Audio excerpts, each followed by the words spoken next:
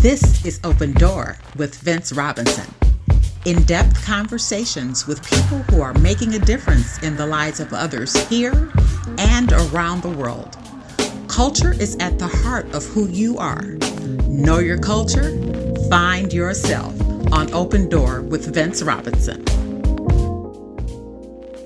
Grand dawning, grand rising, great rising, Cleveland, Ohio, and the rest of the planet. Welcome to another edition of Open Door with Vince Robinson. A few weeks ago here in Cleveland, we had a health summit at South Point Hospital, which was staged by Vel Scott, and it featured 4 very prominent folks in the medical industry who advocate for plant-based living. And one of those 4 advocates was Dr. Jessica Ruff. I am so pleased and honored to have her on the program with me today. Dr. Ruff, how are you? I'm doing well, Vince. Thank you so much for having me. Okay, well, it's generally and specifically a great pleasure to have you on. I was so inspired by the things that you shared with us on that date when you were in the panel discussion with Dr. Baxter Montgomery and Dr. Milton Mills and Merle Fury. All of you presented so effectively. I have no doubt that there was somebody in that audience that decided to give up bacon just because of the things that you said.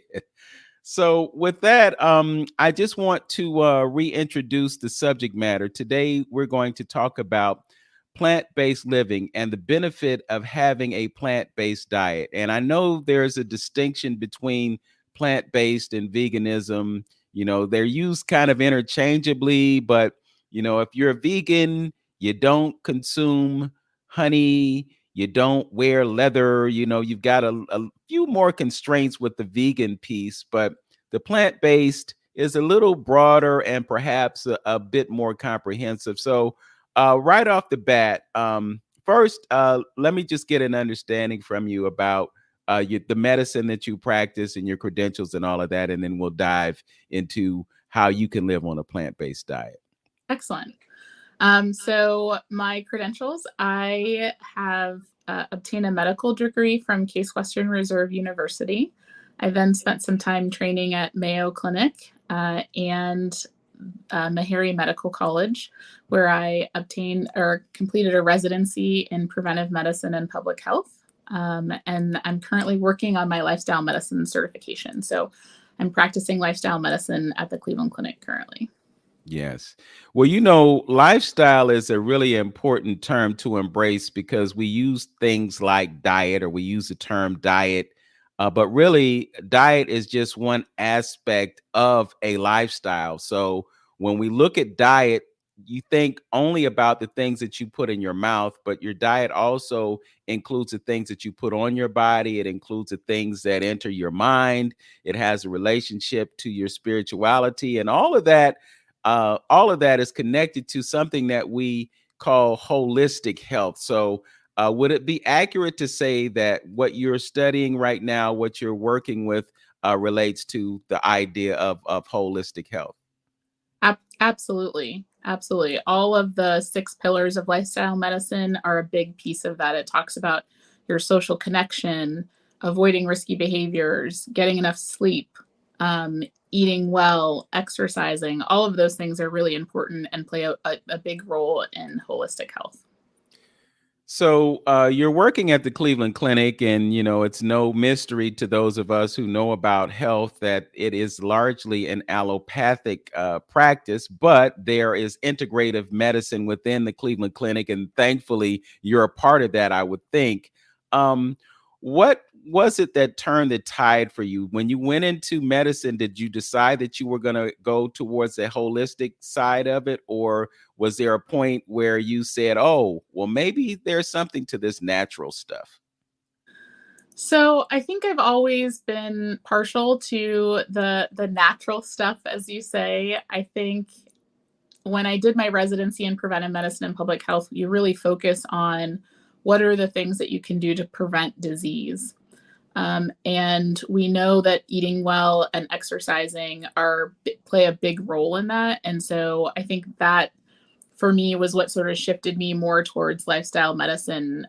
Public health, you're dealing with populations.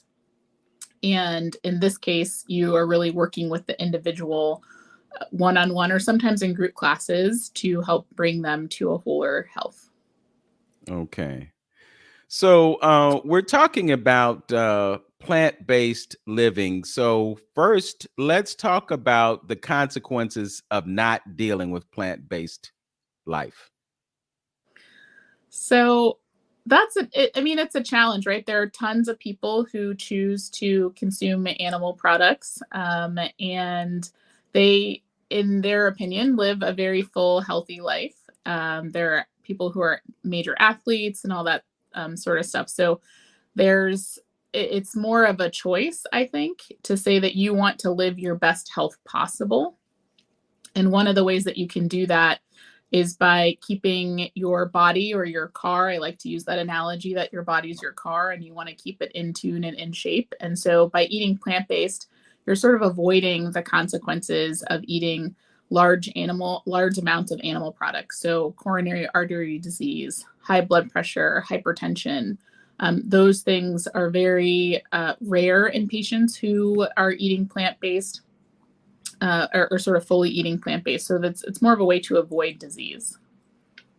Okay. So I guess what you're saying is that if you perhaps reduce or eliminate the consumption of animal products, there is a direct benefit to the quality of your health.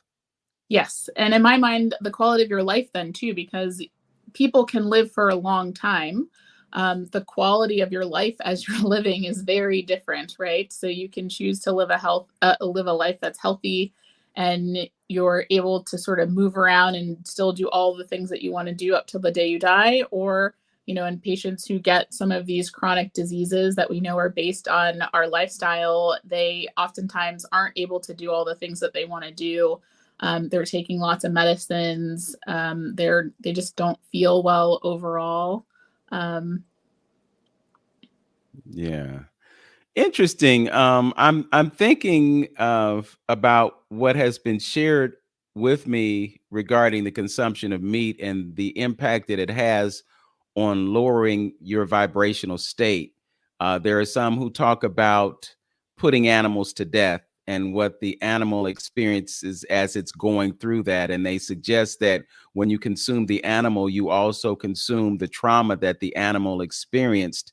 So, in order to raise one's vibrational level, when you eliminate those kinds of things, you are able to achieve a higher vibrational state. Have you done any research or have any knowledge of that concept?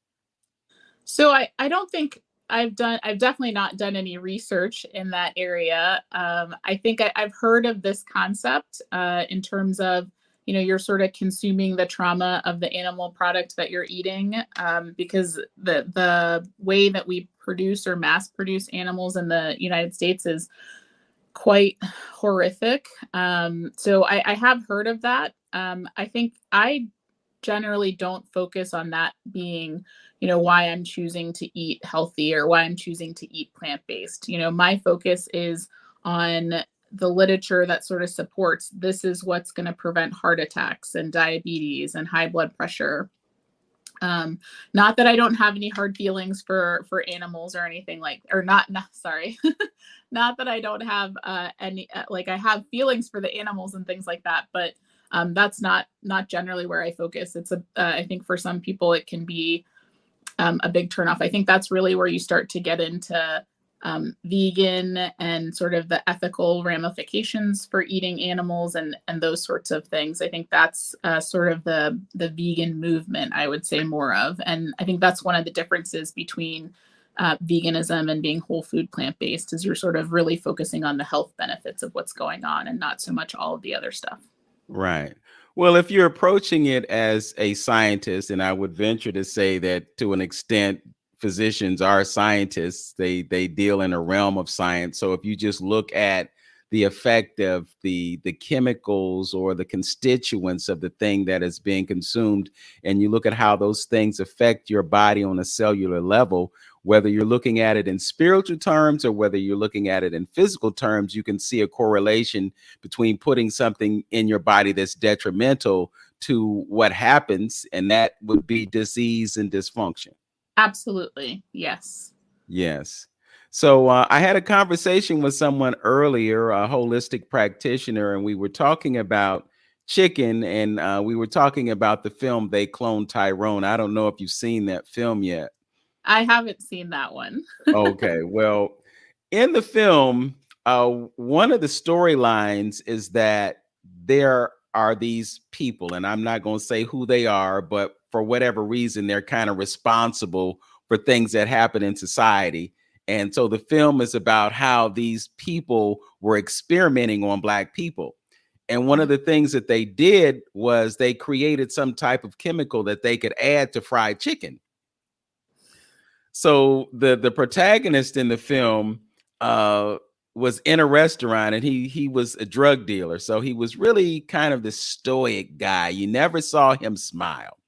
But they put something in that chemical that caused people to just be ecstatic and filled with laughter. So they're in the restaurant and he's eating the chicken, and all of a sudden he just comes out and he starts laughing. And the people that he's sitting with are looking at him like, well, wow, we've never seen you smile, But I said all that to say that, there are ways that chemicals do affect us. And in addition to that, it was stated that chicken actually causes inflammation. So in your studies, have you seen ways specifically that chicken might be detrimental to us outside of the chemicals that are added? Because when you eat fried chicken, you're eating flour that 99% of the time has been bleached and has no nutritional value, and then you have the synthetic things that are added to it to enrich it, so to speak, and then you have all the spices and the chemicals. I think Popeye's chicken might have 45 ingredients, and 33 of them are chemicals, man-made chemicals. So in addition to that, are you able to comment about anything detrimental about chicken itself that may involve causation of inflammation? So I think that the chemicals are a big one when it comes to chicken. There are, some non-plant-based people who say, if you're eating sort of organically grown chicken that's, sort of free range, that you have less chance of inflammation because you have less chance of the additives, the antibiotics and things that are used to raise them. I think with animal products in general, it's the inflammation, I think, comes a lot of times from the disease process. So, for example, high cholesterol, that's the collection of fats in your arteries and things like that. Those fats aren't intended to be there. And so they sort of irritate the vessels that are in your body. And so basically things that aren't supposed to be in your body lead to inflammation. That's one of the ways that your body fights off infection, and it tries to heal itself. And so I think by sort of the deposits and things that we get in our body when we're eating animal products, those are the things that lead to inflammation if we sort of look at it at a higher level. When you sort of talk of like the chemical properties, that gets really complicated really quickly. So you're sort of looking at interleukins and chemical signals and that sort of thing. So it happens, but I think the easiest way to think of it is that our body is trying to fight things that aren't supposed to be there as a way to heal itself. So in a very simple way of explaining it, eating chicken may not be the best thing for you. You got to perhaps rethink that whole process. Thank you for that explanation. You're listening and watching Open Door with Vince Robinson. My guest is Dr. Jessica Ruff of the Cleveland Clinic. She is an advocate for plant-based living, and we're going to talk more about the benefits of having a plant-based diet when we return. This is 95.9 FM, WOVU, Burton Belcar Community Radio. Ohio is our home, and it's full of family we're proud to care for. With more than 200 locations, Cleveland Clinic is growing to bring world-class care to your community. From Canton to Avon, and coming soon to Mentor, Whether it's sniffles and sneezes or something more serious, big or small, we're always near you for every care in the world. Schedule your care today at clevelandclinic.org/access.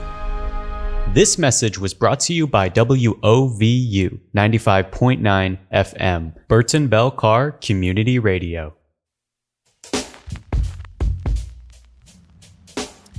Welcome back to Open Door with Vince Robinson. My guest is Dr. Jessica Ruff, who just recently participated in a wellness summit that was at South Point. She was there with Dr. Baxter Montgomery, one of my heroes, Dr. Milton Mills, whom I've seen on YouTube. I've seen some of his videos, and I'm one of his biggest cheerleaders, and hope that you will take the time to also visit him on YouTube and connect with his website. You know, Dr. Mills is really down with technology. I mean, when we exchanged numbers, he just tapped his phone to mine and it gave me all his social media, and the brother is phenomenal. But that doesn't take anything away from you. As a matter of fact, when I got to the hospital, I think you were winding up your presentation, and it was just so powerful. I can't say enough about the great work that you and the others are doing. And it's really kind of a crisis in our community because so many of us are dealing with health disparities and health consequences because of the choices that we're making. So now we have folks like you who come along and say, well, perhaps if you change the things that you're consuming, you'll be able to have a better quality of life. And one of the suggestions is having a plant-based diet. Talk about what the benefits of a plant-based diet are. So I think there are a ton of benefits when it comes to eating a plant-based diet. I think for a lot of my patients, one of the first immediate results that they have when they're eating a plant-based diet is they'll notice weight loss. The reason is that meats, cheeses, oils tend to be what we call high calorie density, which means that per weight, they have a high number of calories compared to fruit and vegetables. And so you can eat a lot of fruits and vegetables and whole grains and feel full. And if you were to take by weight the same amount of that and eat it in meat, cheese, and oils, you would have a much higher amount of calories. So weight loss is one of the first things that people tend to experience. The second one that people tend to experience is they feel more energy and they feel if they have pain or if they're coming to me with an inflammatory condition, they tend to feel less pain or less inflammation from their illness. That's because of the high antioxidants that are found in fruits and vegetables that sort of help us fight off the inflammation that occurs in those illnesses. Mm. And I heard you mention density, and I think it's important to point out the difference between the caloric density and the nutritional density. There are foods that are nutrient rich and nutrient dense, and then a lot of the packaged refined foods, they're not nutrient dense, but they're high in calories.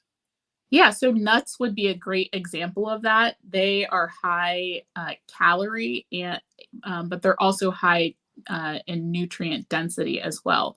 So that's a great snack for people that I tell them to eat. The big thing that I stress when I say go eat a handful of nuts is that a hand is sort of the palm of your hand and not grab a whole big handful of them. So that's a great example of that. And I'm also wondering about the impact on digestion if you consume a large quantity of nuts. Is there a detrimental impact from overconsumption, perhaps? I'm not aware of any like sort of detrimental effects of nuts from overconsumption, other than the fact that they're calorie dense, and so you can pack on a lot of calories in eating a lot of them all at once and still feel hungry, which then tends to lead to more consumption of other food. Okay. What about raw versus roasted? Raw versus roasted. So I would say this is an area where I'm still learning. This is something that Dr. Montgomery and I think Dr. Mills also sort of have mentioned and talked about, and I've started looking into that a little bit more. I think that a lot of times by cooking our food, although it makes it a little bit more tasty, we oftentimes lose some nutrients as that happens. So vegetables is an easy one. When you pull a vegetable from the ground or out of your garden, it has sort of a set number of nutrients and values in it. If you cook that with steam, then by nature, you're going to lose some of those nutrients in the steaming process. And so as you cook things more, you tend to lose a little bit of nutrients. You also might go past that and add some carcinogenic effects if you start to then burn or char things. And so I think those are the kinds of things that they're talking about when they're talking about heat level. They're trying to keep as much of the nutrients as possible in the foods, and also at the same time not sort of go overboard and start to add carcinogenic sort of materials to the foods they're cooking. Okay, so you opened up a few cans of worms there, and I'm gonna try to keep them all in mind. The Okay. first thing that I'm thinking about as we were talking about roasting was oils, and someone that was there that day asked, "What's the best oil that you can use?" And then someone on the panel, I don't know if it was you or Dr. Mills or Dr. Bass, I think it was Dr. Montgomery. He said, "No oil." Yes. And then the next thought was, well, where can we buy no oil? So talk to us about what is wrong with oils. So I think the challenge with oil is that one, when you heat it to a high point, it can sort of start to go bad. So you have to really be careful of the temperatures that you're using when you're cooking with foods or cooking with oils. I think the other piece of this, it goes back to the whole food plant-based living and eating. There are no oil trees, right? So any oil that we have is produced, and therefore that means it's been processed in some way. And part of the whole food plant-based movement is to eat things as closely as possible to how they came out of the ground or off of the tree or off of the plant. So by nature, you're processing those foods, and the way that we process these materials can add or sort of take away nutrients from them. And then it can also add negative sort of things through the process. One of those, for example, I was just reading the other day, is white sugar. So that's in a lot of stuff. And one of the things that they're using to create white sugar is char made from like animal bones, which I actually had no idea about. So that was new to me. But we made the switch to raw sugar a long time ago. So not only is white sugar probably not vegan, unless you get something that specifically says it was processed that way, they're sort of adding materials to the foods that we have that we don't know about, and they don't tell you that. So I think it's the processing really that is bad for oils. Now, can you get them in healthier ways? Sure. So cold pressed oils, if you're going to do an oil, you want something that's cold pressed, which means they're not heating it to a high temperature, and there's not a whole lot of processing to it. They're really just taking that fruit and sort of pressing out the oils from it. So there are better ways to do it if you're going to have it. But again, the best option is to, if you want to get the oil, eat an avocado, eat an olive. So it's really, I think it goes back to that. Yeah. And I would also add to that all oils are not created equal. You have some oils such as vegetable oil, which is really soybean oil, and soy is not a vegetable last I heard, but they call it vegetable oil. You have canola oil, which is really rapeseed oil. And if people do their homework on the history of canola oil, it is a former engine lubricant. And it was from rape seeds, which had a high level of acidity. And they had to reduce the acidity, so they hybridized it to kind of move that acidity down, but it still has a certain level of acidity that's detrimental, but yet they were selling canola oil to us like it was a healthy oil. I remember when it first came out, I'm like, oh, canola oil, So I was going out and buying canola oil. And then eventually I learned that it's problematic. So I like your suggestion about getting the oils from a whole plant basis as opposed to the refined stuff. And then there is the French fry. You talked about charring, and there's a long word that I can't pronounce, but I know that there is a chemical that is created when stuff gets browned in the frying pan or perhaps in the toaster. I'm still doing my toast, but there are certain things that happen when things get heated up. They have conversations about man and how we're supposed to eat, and the idea is kind of like modeling the behavior of a gorilla. So a gorilla has a hand and is capable of reaching up in the tree and grabbing a piece of fruit and peeling it and eating it. But tigers don't do that. Dogs don't do that because they have different digestive systems. But when it comes to us, we kind of see ourselves as herbivores or omnivores, I should say. So since we're omnivorous, that kind of means that we are carnivorous as well. So when we want to eat that big steak, we just pull out the knife and slice it up. And this is after we took a hammer and beat it to soften it up, and then poured some sugar and some other things on it to make it more palatable. But the truth of the matter is, at least for some, because there are some folks who will say, I will never give up meat, but meat takes its toll on our digestive systems. Can you talk about that impact? So I think you're referring to sort of the idea that it can be harder for our body to process. And I think the science is a little bit out on that. I think that well, not necessarily. It sort of depends. I think milk products are a great example of that, actually. So most people of color are lactose intolerant, which means that our body lacks a enzyme that helps us sort of break down lactose, which is a sugar in the milk product. Casein is also a product in milk that for some people is highly allergic.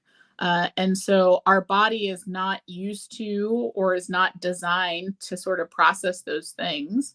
And so we then have side effects from them. We get inflammation. If you're lactose intolerant, you might get bloating or diarrhea. And so it's really us just not being able to digest those things that we're putting in our body, which just then makes our body work harder and not nearly as efficient. Okay.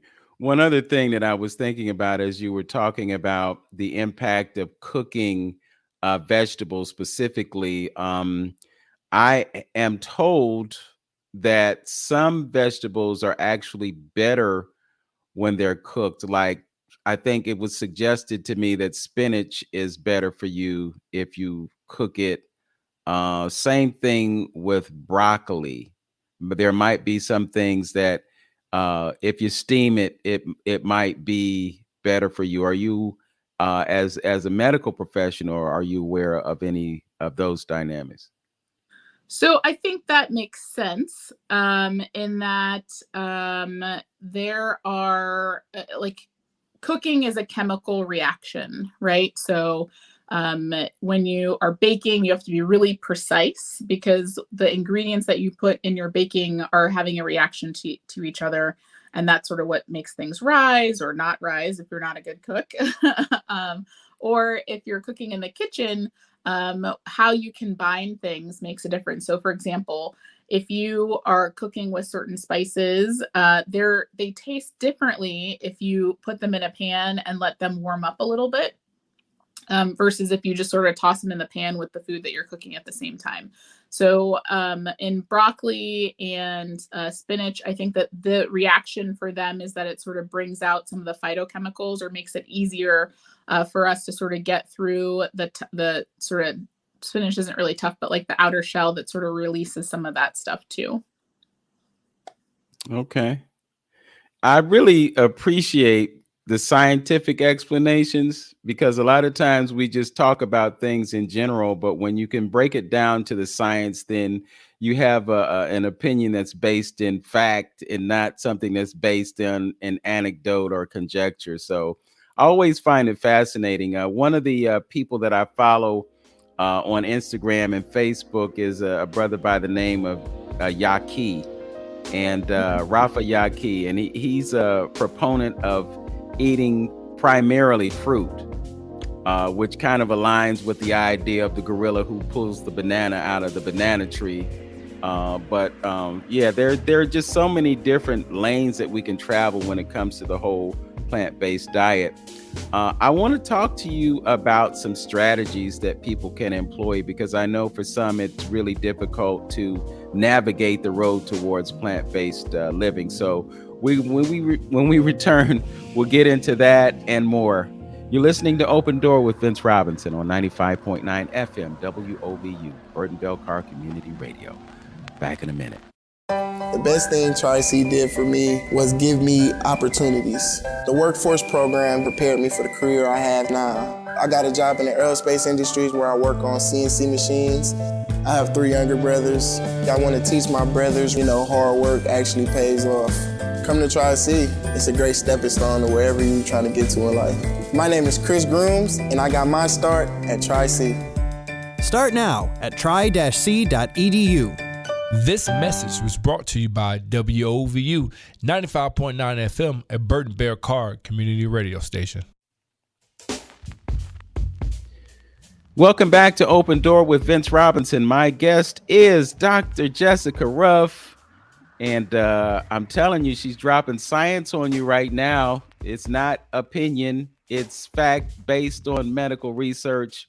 I know that there are probably out there who, first of all, it's a struggle to think about giving up cheese, because we've been bludgeoned with it over long periods of time. You know how good cheese is. If you want something to be better, cheese it. But on the other hand, you pointed out that we are like 90% lactose intolerant, and I can testify, Dr. Ruff, because when I was a student way back in the other century, I decided that I was going to go vegetarian. And so I thought, well, I can still do dairy. I can still do eggs. So I started eating that yogurt, and that yogurt had me gassed up something terrible. I mean, it's like, okay, you can't do this.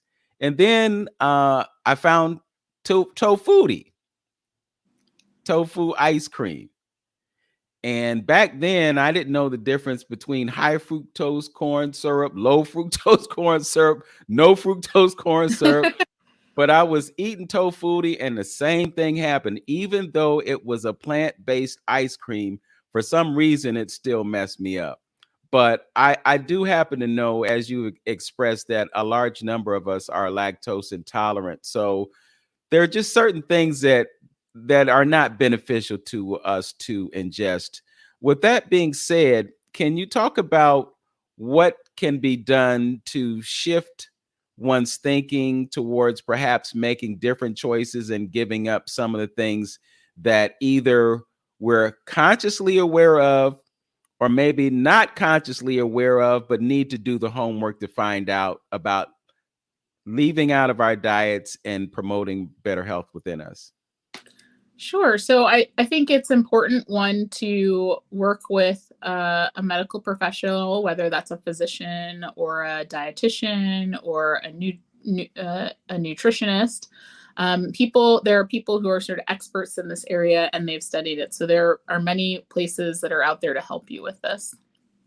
The second thing I think is that, I might take a lot of heat for this. I think people who are fully plant-based are like, pick a day, call it quits, sort of like smoking and then you're done. That can be really challenging for people. I think I've seen the most success with people who have a sort of a smoother transition. They make the choice to say, for example, go from the standard American diet to maybe the Mediterranean diet, where they're eating less of those items, less animal products, less cheese. that sort of stuff, and sort of do it gradually. And I think what happens is that they tend to start to feel better, and then they sort of get curious. They're like, well, if I feel better eating less of this stuff, what does it look like to go without? And the other thing that you can do is you can start planning into your diet ways to, or sort of your nutritional lifestyle, ways to explore what's out there. So for example, when we went meat free, sloppy joes was one of the things that I really missed. That was the thing that when I was in college, I asked my mom to cook every time I came home, and it was something that I knew I was really going to miss. So as we did our transition, my husband and I started looking for recipes that sort of replaced the sloppy joes, and now I don't miss regular recipes at all.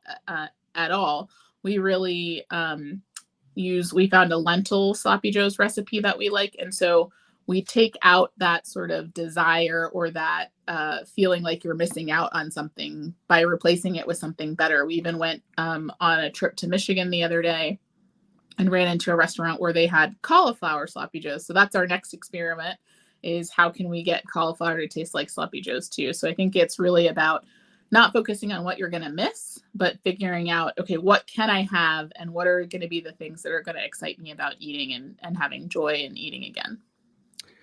Some of those things are kind of like meat replacements. Now we have the Impossible Burger, we have Beyond Burger, Beyond Beef, those kinds of things. What are your thoughts about those as transitions?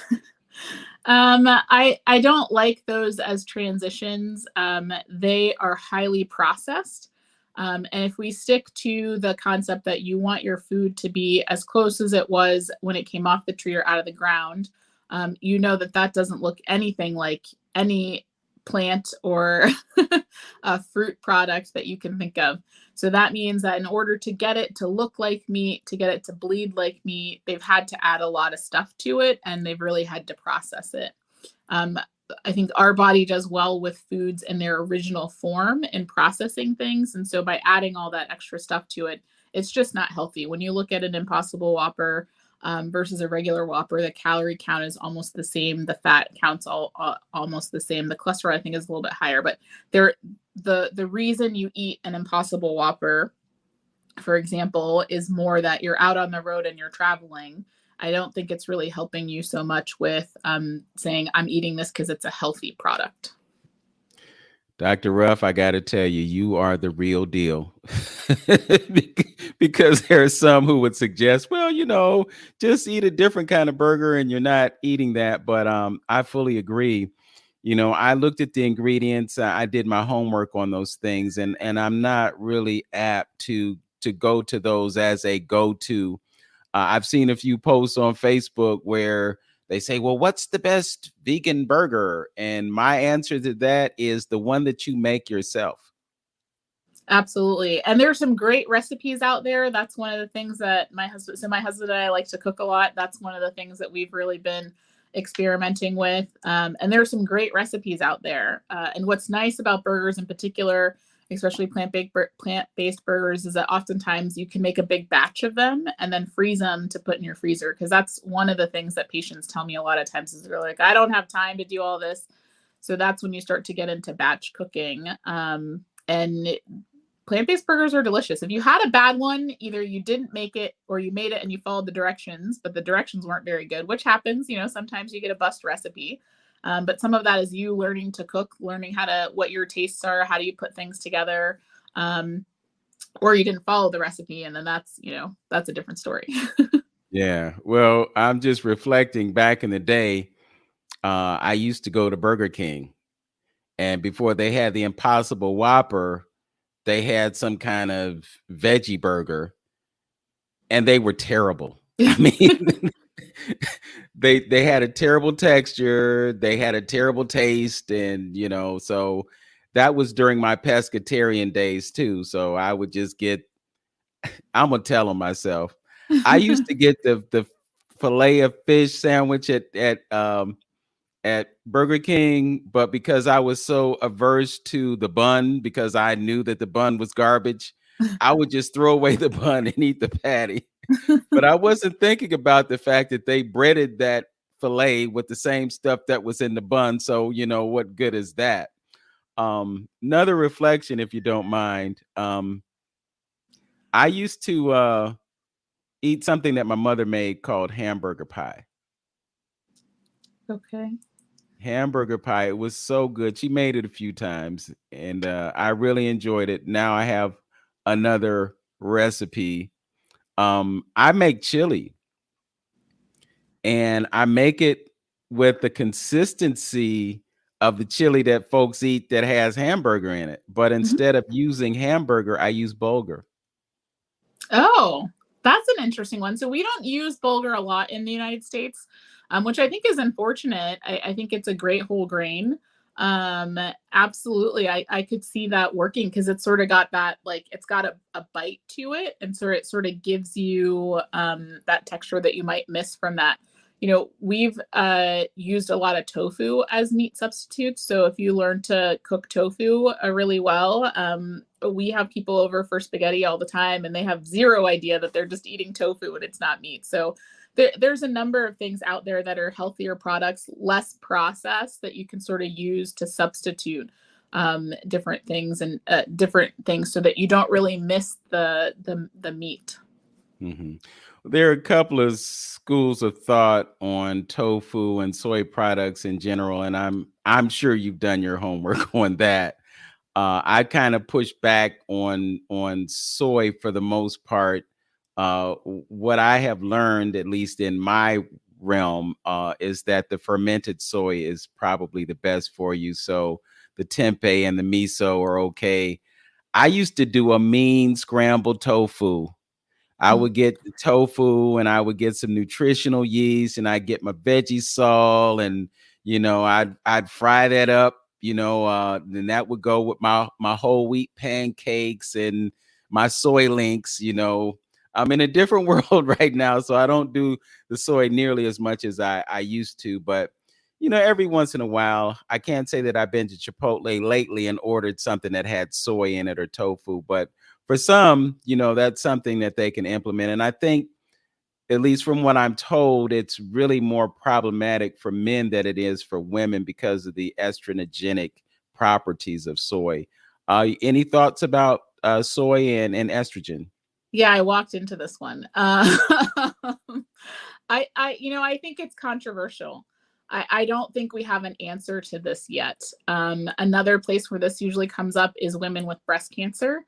And the literature actually supports that soy can still help prevent can prevent breast cancer reoccurrence. So there are a lot of people who I've had a few patients who come to me and they're like, well, I had breast cancer, so I can't eat soy. That's not true. So the literature doesn't sort of support that. Now, when you start to get into like, how is it processed and is it better to make at home? Like, of course, anything that you make at home, what you're putting in it, might not necessarily be convenient. But that's when you start to do things like shop local. So like there's Cleveland tofu. So you start to shop local, and the closer you are to the source of what's made, the less preservatives and things that are in it. So I would say, at least in my opinion, the jury's still out on soy. I don't think we have an answer, but I do know people who are sort of in the school of thought were like, nah, not doing it. And then there are people on the other side. And so I don't necessarily have a strong opinion for it. I don't think if you're choosing to avoid soy, I think that's fine. If you're eating it still, I think that's fine too. Well, the one thing that I would say about soy and tofu specifically is that it's really important that you find non-genetically modified soy. And the predominance of soy that's grown in America is genetically modified. And we can talk about the impact of genetic modification when we get back, because it is an issue to me. There's not a lot of published science about that. So a lot of it is anecdotal. But part of the reason that there's not a lot of published science about it is because I don't think, would want to do research on something and find out that it was detrimental to the extent that it is, and then give people a reason to pause because it's going to eat into profits. And profit is the bottom line when it comes to the things that we are consuming on a daily basis here in America, because after all, this is a consumer-based economy. You know, capitalism here in America is running things for sure, if you can endorse the idea that it's capitalism. We get into some deep rabbit holes, Dr. Ruff. Yeah, we are. Yes, indeed. But enjoying this conversation thoroughly, and we'll continue when we get back. I told you it was going to fly. Yes, you did. All right. This is Open Door with Vince Robinson on 95.9 FM WOVU. My guest is Dr. Jessica Ruff. She is a practitioner of a plant-based diet. You still like the French fries, though, right? You can't get rid of them. They're hard. I'm doing my best. You know, from time to time, I boil my potatoes instead of roasting them in coconut oil, but that's another story. We'll get into that and more when we get back. This is 95.9 FM WOVU, Burton Bell Carr Community Radio. Hi, this is Olivera Perkins from Signal Cleveland, and you're listening to WOVU 95.9 FM, Burton Bell Carr Community Radio. Come back to go forward. Back to learning new things. Back to pursuing your dreams. Tri-C has flexible learning options to fit your life. And every year, more than 1,000 local companies provide Tri-C students with real-world learning. The right education can boost your lifetime earning power by hundreds of thousands of dollars. Start now with a college education you can afford. Tri-C, where futures begin.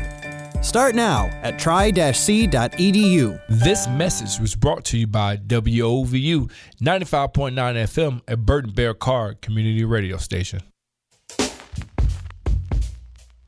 Welcome back to Open Door with Vince Robinson. We are rounding third and heading home. My final segment with Dr. Jessica Ruff. I shared one of my recipes with her. Perhaps you can work some bulgur into your regimen. And, you know, once upon a time, they sold bulgur in bulk at Whole Foods. But then we had the pandemic, and then they reduced some of the bulk items that they were selling. It really hurt my heart. So I go to a kosher store on Warrensville Center Road across from Walmart, Burlington, or whatever is over there. Oh, yeah, they have that peach. What is that place? Mhm. Yeah, I know what you're talking about. Yeah. Well, they actually sell bulgur in there. It's relatively inexpensive, but I hate to use this term, but I use bulgur to beef up my chili. But Nice. you know, I've gotten to a point where I've been without meat for so long. I don't need something to resemble something that I used to do.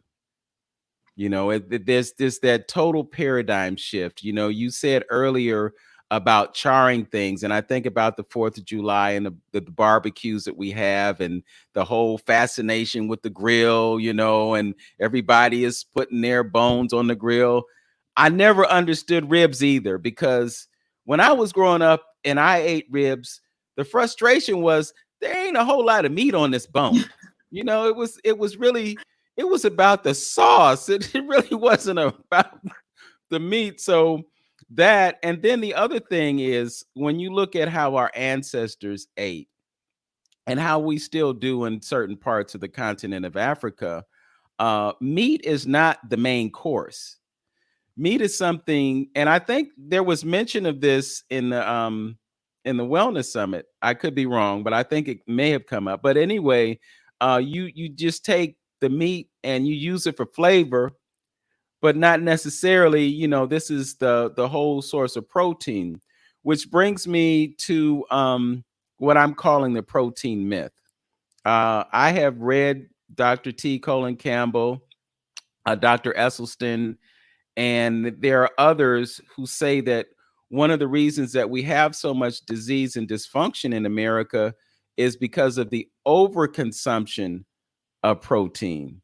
Is there anything in your research or your studies that indicates that perhaps overconsumption of protein in general and animal protein specifically could be detrimental? So I think our body's only able to process between 30 and 40 grams of protein at a meal. So if you're eating more than that in one sitting, your body's really not processing it. And we're not made to have a lot of excess. When we have excess nutrients, not nutrients, calories in our diet, then our body sort of says, it sort of reverts back to a time when we had, sort of feast or famine. And so it will say, hey, you're giving me extra, I'm going to pack this away for later. And so, especially with like fat cells, that happens. So that's how we end up gaining extra weight, because our body's like, there's got to be a famine coming soon. So I'm going to hang on to this until we have a famine, so that when that happens, we have sustenance to keep going. But as we know, this contributes to obesity, which has a ton of sort of poor health outcomes. I think the same thing sort of happens with proteins. It's not meant for our body to hang on to those or sort of have them in excess. And so that's where we start to get into problems with sort of overconsumption. People have sort of a false idea of just how much protein they need. It's really based on your current weight, how much you're physically active, and sort of what your body's needs are. So I do think we probably focus on that too much. And then again, we sort of said earlier that the animal proteins can contribute to inflammation and things like that. And so I think that's where we start to get into trouble, specifically with animal protein consumption. Okay. I meant to mention this, and you kind of pitched the ball to me, and I didn't swing and knock it out the park, but you told me about whisk.com and mealtime.com. So I just want to make sure that I give our listeners some resources that they can use to pursue a greater amount of plant-based diet.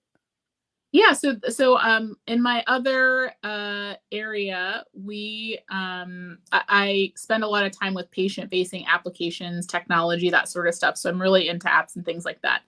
Two that I've discovered are whisk.com and mealime.com. Whisk is kind of like a Google for recipes. So there are groups and communities that you can join to find other people who have sort of the same tastes as you. And then you can grab those recipes and do some meal planning with it. And then what's even nice is that they connect to sort of food delivery services, Instacart, Myers, that sort of stuff. So for people who tell me they don't have time, you have no excuse. You can plan all your meals for the week or the month even, and have all your groceries delivered to you. Mealime I like as well. It does a good job. If Whisk is a little bit too overwhelming, then they will suggest meals for you, and then you can sort of take the ones out that you're not really interested in and add a few that you are, and then does the same thing, walks you through how to cook them, and is also connected to grocery delivery services as well. So those are two that I really like for patients who are just feeling overwhelmed about how do I make this transition? What is it that I'm going to eat? I think this makes it a lot more easier to make that transition. You also mentioned that there's an app that will help you locate vegan restaurants in your community.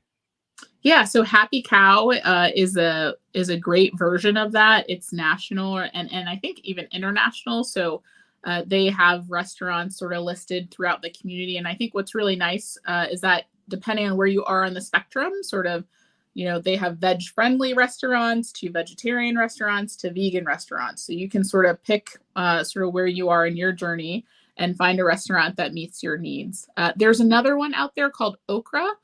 It's specifically based on specifically for Black-owned restaurants. So it's still getting its start. I think it's not quite up and out like Happy Cow. Happy Cow's been around for decades, but Okra is another one that I like to use too. Okay, very good. Because when you eat out, or sometimes you're forced to eat out, or just fast, or starve yourself, depending on how you look at it.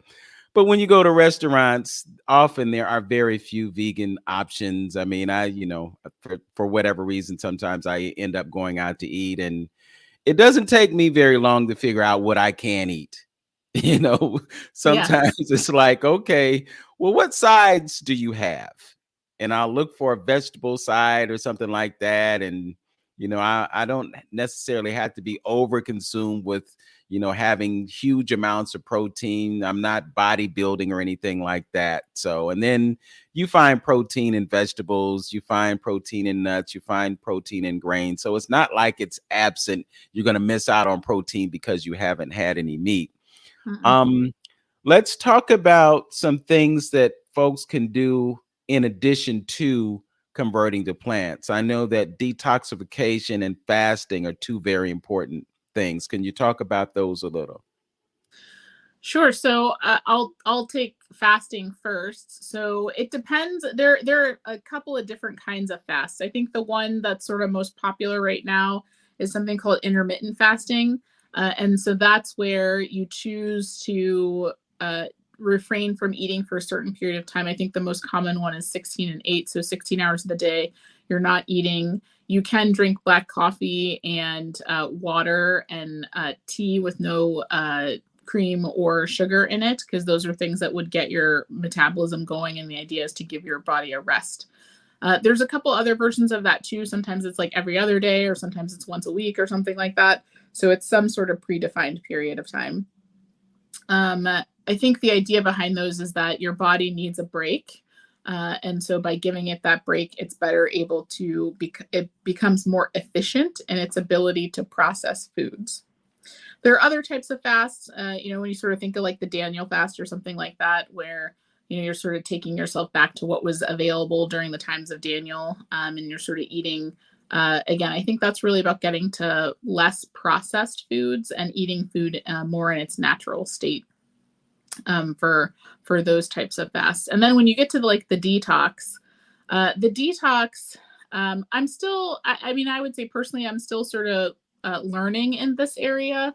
The idea or concept of a detox is that, we consume a lot of processed foods, things that aren't great for us. And so we take that opportunity to, usually it's like a juice detox or something like that, where you're processing healthy fruits and vegetables and sometimes spices in a way that is easier for your body to digest. So it's already sort of broken down into smaller pieces that doesn't have to do as much work.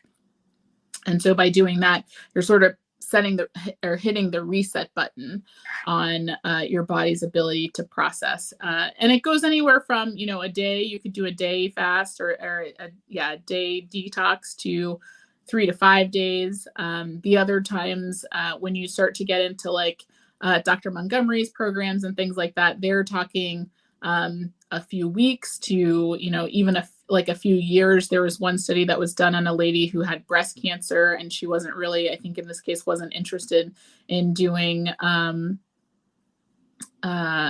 chemotherapy, or just couldn't tolerate chemotherapy. And so she did hers, I think it was like 3 years, because you're talking like days in the thousands.